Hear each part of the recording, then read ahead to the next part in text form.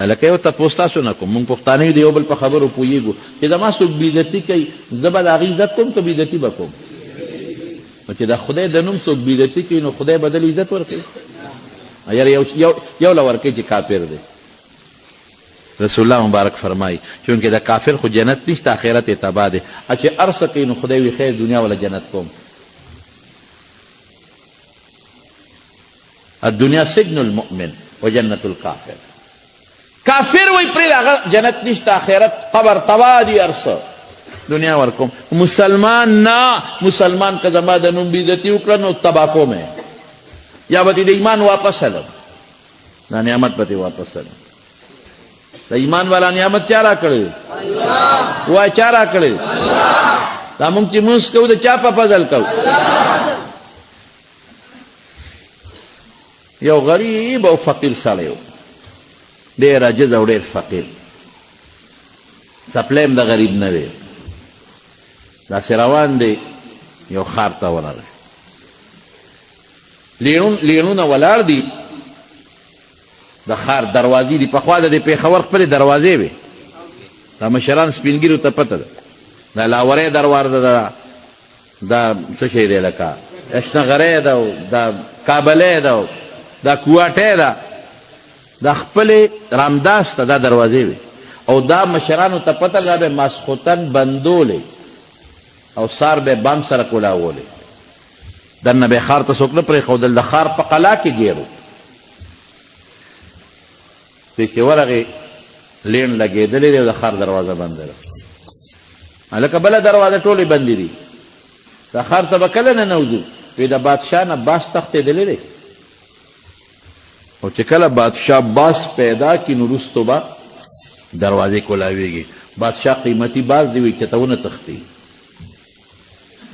نو دی غریب سړي دا نیکس انسان چې دی د یو سوړ اسویلی وکړ او لاړ د دریاب غاړې ته او یا الله عجیبه خدایي دی ده دغه قمقل سړی دی قمقل بېوقوف بادشاه دی هغه له دې بادشاهي ورکړې ده دونه قمقل دی چې باز ته دروازه بندوي نو باز په دروازه دی که باز به رالیږي نو که هوښیار یې بېوقوفه نو په دې ښار جال واچوه چې بره ونه تښتي نو تا دروازې بندې کړې دي نو دا خر دې په دروازه وځي او که دا اس دې ټټو دي دا څه شی دی الله دومره قمقل سړی دی بادشاه کړی دی چې باز ته دروازې بندوي او پولیس دې مخکې وروستو دې پروټوکول دی او سلوټونه دي او چې ما غوندې غریب هوښیار دی دا بابا وایي او ټوله شپه د لمونځونه کوم او درته جاړم او ذکرونه کوم او روجې نیسم نو خدایه موږ له دې سپلی هم نه دي راکړی زمونږ جامه هم شلېدلې ده زما کور هم خپل نشته دا ناشنا خدای دی ده نو دریاب په دې غاړه وده شو نو رب العالمین یې په خوب کې ولیده الله چې الله په خوب کې ولید نو الله ورته وایي بنده ولې پریشان یې وی الله ستا دی خدایه ته پریشان یې زما خدای کې څه چل دی یا قمقل بادشاه دی چې باز ته دروازه بنده کړې ده نو هغه له دې دومره دوم دام ورکړی دی بادشاهي دې ورکړه او لوی پروتوکول او پولیس فوج مخکې وروستو منډې ته وایي مال دولت خوراکونه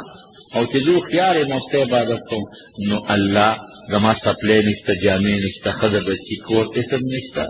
دې ته حیران الله ته وایي ای بنده ما خو هر کار د خپل پوهې مطابق ټیک کړی دی خو که ته وایې چې دا ټیک نه دی نو کار بالا وړی کړم اوس به تاله بادشاهي درکړم چې هغه له مې کوم نعمت ورکړی دی هغه تاله در کوم تاله چې کوم نعمت درکړی دی هغه هغه له ورکوم الله کولی شي که نشي کولی یو ساعت کې دا بادشاهي هغه نه علم تاله به درکړم اوس به انما قولنا لشیء اذا اردنا ان نقول له کن فیکون زه خو به کرنډی باندې کار کوم زه خو به په تیشی کار کوم الله کرنډی تیشی کار نه کوي الله وایي کن نو اسمان به جوړ شي او یو کن به وي نو اسمانونه او ځمکې هر څه به ټوټې ټوټې شي او دړې وړې به شي اوس به تا هغه له ورسوم هغه نعمت تا له در کوم او ستا نعمت هغه له ورکوم ځه وی الله زما څه نعمت دی دا شلېدلې جامې دا چې سپلی به نشته بچي نشته کور نشته دا ما څه نعمت دی نه کنه تاله یو نعمت ما درکړی دی دا چې ته د شپې پاسې په نیمه شپه کې ما ته جاړې او دا ما یادې او دا ما سره پټې پټې خبرې کوي او دا مونځ راته کوي او روجې راله نیسي، نو دا نعمت به هغه له ورکوم، بیا به د شپې ګورې هغه جاړي، مونځ به هغه کوي، روجې به هغه نیسي او ما ته فریادونه به هغه کوي، ته به نه کوې. تا له هغه بادشاهي در کوم. وایي نه نه الله دا مې هغه مې نه پکار او دا مې پکار ده،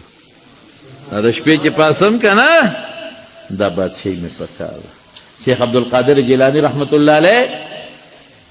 هغه خو یو لوی دربار و، په زرګونو خلکو به سهار او ماښام ډوډۍ خوړی، زرګونو خلکو. د نیمروز بادشاه د سنجر د مریدو یو دل د شیخ عبدالقادر جیلانی رحمت الله علیه ملاقات لله، چې ویې کتل چې دا خو زرګونه خلک سهار او ماښام ډوډۍ خوري، نو مریدانو نه یې تپوس وکړو، وایي دا لنګر دا پیسې کوم ځای نه راځي؟ وایي موږ ته پته نشته. وایي د حضرت صاحب څه جایداد شته؟ وایي نه. ځمکې شته؟ نشته. دکانونه منډه شته؟ نشته.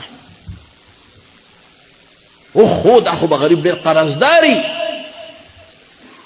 د سره خو پیسې نه بلا قرضې به یې پیدا به څه کوم چې لاړ څنګه؟ اجلاس یې راوغوښته او فیصله یې وکړه، وایي د نیمروز د غونډې صوبې آمدن دا د شیخ عبدالقادر جیلانی رحمت الله علیه لنګر ته وقف شو. د یوې صوبې آمدن، د دې صوبې څونه آمدن دی؟ دا ټول وقف، د دې محصول، د دې چونګې، د دې چې زري ځمکې دي، دا ټول لنګر ته وقف. او په یو خط یې ورته ولیکه چې صاحب به خوشحاله شي، کله څوک پیسې ورکړي لکه خوشحالېږي که نه خوشحالېږي؟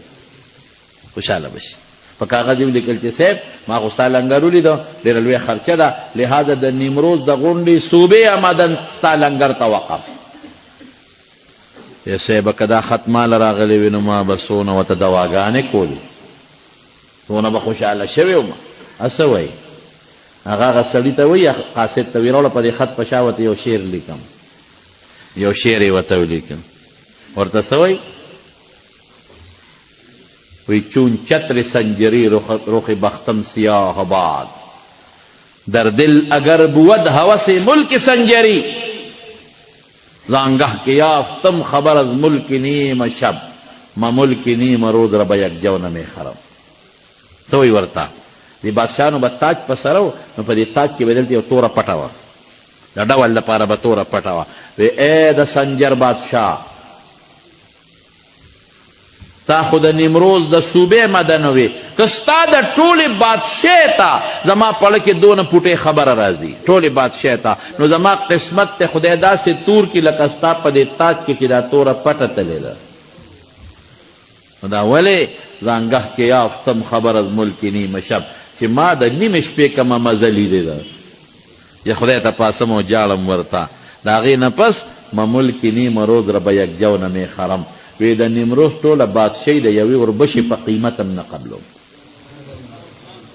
نو خدای ته چې بنده پاسي رښتیا وایي دې نه لوی نعمت بل شته؟ جواب راکړه نشته. الله ته ودرېږه. نو دا ایمان او خدای ته ودرېدل دا د چا په فضل دی؟ جواب راکړه شوق سره ووایه الله په فضل. هر څه خدای راکړي. نو خدای سره مینه به ساتو که به نه ساتو؟ اوس مینه به څنګه ساتو؟ که زه یا الله تا سره مینه ده، تا سره مینه ده، تا سره مینه ده، تا سره مینه ده، دا کار نه ورکوي. د خدای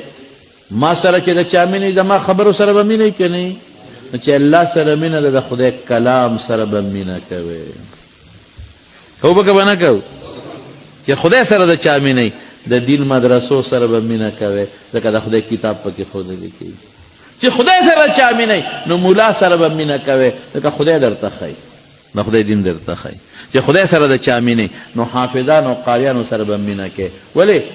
د خدای کتاب درته ښایي. زما په دې خبر پوهېږي؟ الله سره مینه، د خدای کلام سره مینه. اوس دا د خدای د کلام یو غټه ذمہداري په موږ پرته ده. رب العالمین قرآن حکیم کې اعلان کړی انا عرضنا الامانة على السماوات والارض والجبال فابين ان يحملنها. دا ذمہداري موږ اسمان له ورکړه قبول یې نه کړه، دا مو ځمکې له ورکړه قبول یې نه کړه، دا مو غر له ورکړه قبول یې نه کړه. وحملها الانسان، دا تا قبوله کړی. انه کان ظلوما جهولا. اوس هغه ذمہداري څه ده چې موږ به د قرآن تلاوت کوو، دا یوه. دویمه ذمہداري څه ده چې موږ به د قرآن حفظ کوو، په بچو به یادوو. دریمه ذمہداري څه ده چې د قرآن په معنا به ځان پوهوو. څلورمه معنی ذمه داري څه ده چې په قرآن عمل به کوو او پنځمه ذمه داري څه ده پنځمه پېژنئ بچې به د قرآن علم ته وقف کوو او شپږمه ذمه داري یې څه ده چې د قرآن د نظام دپاره به هم محنت کوو چې په دې وطن کې خدای راولي څو ذمه دارۍ شوې دا به پوره کوو دا امانت دی خدای موږ سره زما وروڼو تاسو خوش قسمته نیکان خلک کې صالحین خلک کې ټول وایه الحمدلله علماء سره مینه لرئ زه پوهېږم قاریانو سره مینه لرئ زه پوهېږم قرآن سره مینه لرئ انشاءالله العزیز زه پوهېږم خو دا به لږه نوره زیاتول غواړي هو به که خپل بچي به راولئ او قاري صاحب محترم سره به په دا مدرسه کې داخلوئ بچي حافظان کې یو بچي حافظ کې علم وکړئ په بچو یو بچي عالم کې او د دې موجوده علماو او د حافظانو قاریانو قدر وکړئ عزت وکړئ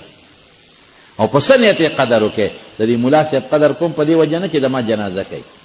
په دې وجه قدر نه کوم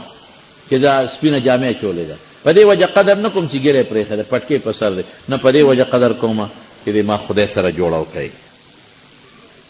ما ته خدای ښیي ما ته د ما بچو ته د خدای قرآن ښیي نو دا د ده عزت په حقیقت کې د چه عزت شوه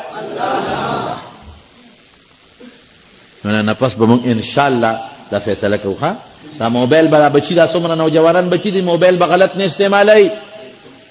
بالکل نه نن سبا موبایل ډېر غلط استعمال روان دی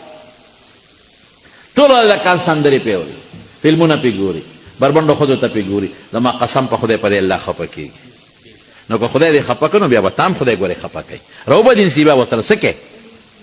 بیا خو دې ځان نشي خلاصولی نو دا نوجوانان چې څومره دي دا کشر کولې دا بچي دا واړه واړه دا ما ته چې کوم دا بچي ښکاري انشاءالله بچي غلط په موبایل که خیري نه استعمالو ښه دا علمو تقریر پې اورئ نعتونه پې اورئ تلاوت پې اورئ ترجمې پې اورئ د حدیث پې اورئ قرآن پې اورئ دې کې مو فایده ده انشاءالله العزیز